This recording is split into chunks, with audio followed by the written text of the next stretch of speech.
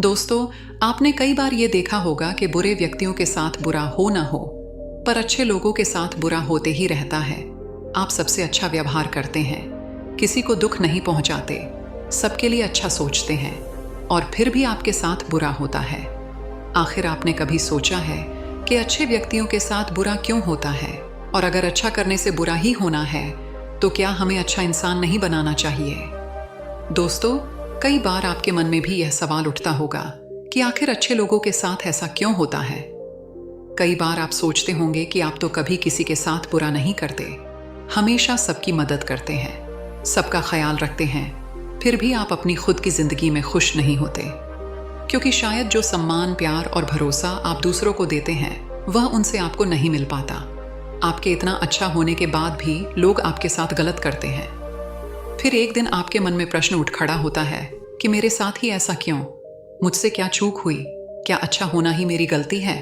अगर आपको भी यह सवाल परेशान कर रहा है, तो आप आज की यह कहानी बहुत ध्यान से सुने। यह कहानी आपके मन के सभी प्रश्न हल कर देगी। दोस्तों, आज की यह कहानी एक ऐसे क्रूर और निर्दयी राजा के बारे में है, जिसकी क्रूरता और निर्दयता के चर्चे पूरे साम्राज्य में प्रसिद्ध थे। एक बार उसने निश्चय किया कि वह अपने सारे बुरे कामों को छोड़ देगा तथा नेकी का रास्ता अपनाएगा। ऐसा सोचकर वह भगवान बुद्ध की शरण में गया और उसी दिन से उसने अपने सारे बुरे कामों को करना बंद कर दिया। उसने वह सब किया जिससे कि वह एक अच्छा इंसान बन सके। लेकिन जैसे ही उसने अच्छाई का रास्ता अपनाया, उसके जीवन में कष्टों का पहाड़ टूट पड़ा। उसके जीवन में दुखों का सैलाब सा आ गया और उसका जीवन पहले से भी बदतर हो गया। अपनी इसी समस्या को लेकर वह भगवान बुद्ध के पास पहुंचा। भगवान बुद्ध से उसने प्रश्न किया कि हे बुद्ध, अच्छे लोगों के साथ बुरा क्यों होता है तथा अच्छाई के रास्ते पर चलकर खुद के साथ बुरा होने से कैसे रोके? तो चलिए जानते हैं कि महात्मा बुद्ध ने उस राजा को कौन सा रास्ता बताया, कैसे उसके जीवन से दुखों को दूर किया। एक बार भगवान बुद्ध अपने शिष्यों के साथ संघ में बैठे थे और ज्ञान चर्चा का विषय आरंभ था। शिष्य अनेक प्रकार के प्रश्न बुद्ध से पूछ रहे थे तथा बुद्ध उन प्रश्नों के उत्तर दे रहे थे। तभी वहां मगध सम्राट अजातशत्रु आ जाते हैं। राजा भगवान बुद्ध को प्रणाम करके कहते हैं कि हे बुद्ध, आपसे मिलने से पहले मैं एक निर्दयी और खूंखार सम्राट के रूप में प्रसिद्ध था। मेरी क्रूरता के चर्चे विश्व भर में थे। लोग मेरा नाम सुनते ही भय से कांपने लगते थे। लोगों में मेरा डर था, लेकिन जब से मैं आपका अनुयायी बना, नेकी के रास्ते पर चलने लगा हूं, तब से सभी लोग मेरे सीधेपन का गलत फायदा उठा रहे हैं। पहले मैं किसी की जान लेने से पहले एक पल के लिए भी नहीं सोचता था, और छोटी छोटी गलतियों के लिए भी अपराधियों को मृत्युदंड की सजा सुना देता था। लोग मुझे मृत्यु का दूसरा रूप मानते थे। पड़ोसी राज्य हमेशा इसी खौफ में रहते थे कि पता नहीं मैं कब उन पर हमला करके उन्हें बर्बाद कर दूं। मेरे भय और क्रूरता के चलते कोई भी राज्य मेरे खिलाफ षड्यंत्र रचने या मगध पर हमला करने के बारे में सोच भी नहीं सकता था। लेकिन जब से मैं आपकी शरण में आया हूं, आपके अहिंसा के विचारों को जीवन में अपनाया है, तब से लोगों के बीच मेरा भय बिल्कुल खत्म हो गया है। मेरे राज्य में अपराधों की संख्या बढ़ गई है। रोज नित्य नए अपराध होते रहते हैं। मेरे सेनापति और मंत्री मेरे और मेरे परिवार के खिलाफ षड्यंत्र रचते हैं। पड़ोसी राज्य मगध साम्राज्य की सीमाओं की जमीन पर कब्जा करने की कोशिश करते हैं और मगध के व्यापारियों के व्यापार में बाधा उत्पन्न करते हैं। सम्राट अजातशत्रु आगे कहते हैं कि मैं आपके अहिंसा के विचारों को समझता हूं, लेकिन मेरे मन में एक प्रश्न है। आपकी आज्ञा हो तो मैं वह प्रश्न आपसे पूछना चाहता हूं। बुद्ध बोले, कहो तुम्हारा क्या प्रश्न है? अजातशत्रु ने कहा, एक राजा का कर्तव्य है कि वह अन्याय के खिलाफ युद्ध करे, अपने राज्य के नियमों का प्रजा से सख्ती से पालन करवाए। लेकिन इसमें हिंसा तो होगी ही, लोगों को दुख दर्द भी होगा, खून भी बहेगा। तो क्या एक अपराधी को दंड देना अनुचित है? क्या अपने राज्य के लिए, अपनी संपत्ति के लिए, अपने परिवार की सुरक्षा के लिए युद्ध करना गलत है? भगवान बुद्ध मुस्कुराए और बोले, अजातशत्रु, इससे पहले कि मैं तुम्हारे प्रश्न का उत्तर दूं, मैं तुम्हें एक कहानी सुनाना चाहता हूं। इससे तुम्हें अपने प्रश्न का उत्तर मिल जाएगा। एक बार एक भिक्षु एक गांव से गुजर रहा था। रास्ते में उसे एक पीपल का पेड़ मिला। उसने सोचा, क्यों ना कुछ देर इस पेड़ के नीचे आराम कर लिया जाए, ऐसा सोचकर भिक्षु जैसे ही उस पेड़ की तरफ बढ़ता है, कुछ लोग उसे रोककर कहते हैं कि वहां मत जाइए, अगर आप सुरक्षित रहना चाहते हैं तो वहां मत जाइए। इतना सुनकर भिक्षु पहले तो सोच में पड़ गया, फिर लोगों से इसका कारण पूछा। भिक्षु के पूछने पर लोग बताते हैं कि वहां एक बहुत ही जहरीला सांप रहता है जो बहुत लोगों को डस चुका है। वह इतना खतरनाक है कि जो कोई भी उसके सामने आता है या इस वृक्ष के नीचे बैठता है वह उसे डस कर मार देता है। वह जिस भी वृक्ष में रहता है, लोग उस वृक्ष के पास से गुजरने से भी डरते हैं। बच्चे उसके नीचे खेलने के बारे में सोचते भी नहीं हैं। भिक्षु मुस्कुराता है और कहता है कि एक दिन तो सबको मरना ही है। अगर मुझे आज मरना होगा तो उसे कोई नहीं रोक सकता। यदि आज मेरी मृत्यु होनी है तो होकर ही रहेगी। यह कहकर भिक्षु आगे बढ़ जाता है और पेड़ के नीचे जाकर बैठ जाता है। भिक्षु को वहां बैठा देखकर सांप उसे काटने के लिए नीचे आता है और अपना फन उठाकर उसे काटने के लिए आगे बढ़ता है। लेकिन सांप को आता देख भिक्षु तनिक भी नहीं घबराया। वह पूरे शांत चित्त के साथ वहीं बैठा रहा। यह देख सांप को बड़ा आश्चर्य हुआ कि यह कैसा मनुष्य है, जहां सब लोग मुझे देखते ही थर थर कांपने लगते हैं, यह इतने आराम से ध्यानमग्न होकर बैठा है। सांप अपनी जीभ बाहर निकालते हुए बोला कि हे महात्मा, मैं एक बहुत ही जहरीला सांप हूं। क्या तुम्हें मौत से डर नहीं लगता कि मैं तुम्हें मार दूंगा? भिक्षु सांप से कहता है कि इसमें डरने वाली कौन सी बात है। मैं जीवन और मृत्यु से ऊपर उठ चुका हूं। मुझे किसी बात का डर नहीं है।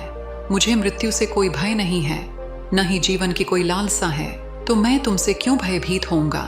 भिक्षु ने सांप को उपदेश दिया कि तुम जो कर रहे हो वह हिंसा है। तुम्हारे काटने से लोगों को बहुत पीड़ा होती है और कई बार तो उनकी मृत्यु भी हो जाती है।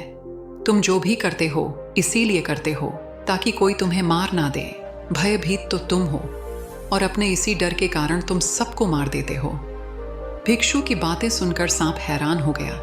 उसने आज तक केवल ऐसे ही व्यक्ति देखे थे जो उसे मारने की कोशिश करते थे और उससे डर कर भाग जाते थे। पहली बार उसने ऐसे किसी व्यक्ति को देखा था जो उससे डरा नहीं बल्कि निर्भय होकर उससे बात कर रहा है। भिक्षु की बात सुनकर सांप के अंदर वैराग्य जाग गया। उसने निश्चय किया कि आज के बाद वह किसी को नुकसान नहीं पहुंचाएगा, किसी को नहीं काटेगा और ना ही किसी को डराएगा। सांप भिक्षु के पैरों में गिरकर कहता है कि हे महात्मा, मैंने आज तक जो कुछ भी किया सिर्फ अपनी जान बचाने के लिए किया है। यदि मैं यह रूप धारण नहीं करता तो लोग मुझे मार देते। भिक्षु ने कहा, तुम बिल्कुल सही कह रहे हो, लेकिन यदि तुम इस जीवन के मोह से मुक्त होना चाहते हो तो शांत हो जाओ। यह समझ लो कि आज नहीं तो कल यह जीवन खत्म हो ही जाएगा। जब इस जीवन को खत्म हो ही जाना है तो इसके लिए कोई गलत काम करने की क्या जरूरत है? इतना कहकर भिक्षु वहां से चला जाता है। भिक्षु की बातें सुनकर सांप यह तय कर लेता है कि आज से वह सारे गलत काम छोड़ देगा। वह न ही किसी को डसेगा और न ही किसी को डराएगा। धीरे धीरे यह खबर पूरे गांव में फैल गई कि सांप अहिंसक हो गया है, उसने काटना छोड़ दिया है। इसके बाद लोगों ने सांप से डरना ही छोड़ दिया। जो लोग पहले उससे डरकर भागते थे अब वही उसे मारने की कोशिश करने लगे। लोग उसे बेवजह ही छेड़ते, उसे चोट पहुंचाते। जब भी वह बच्चों को दिखाई देता तो बच्चे उसकी पूंछ पर पैर रख देते, उसे पत्थर मारते।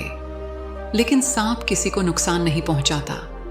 भिक्षु की बातों का उस पर कुछ ऐसा असर हुआ कि उसने कीड़े मकोड़ों को खाना भी छोड़ दिया था।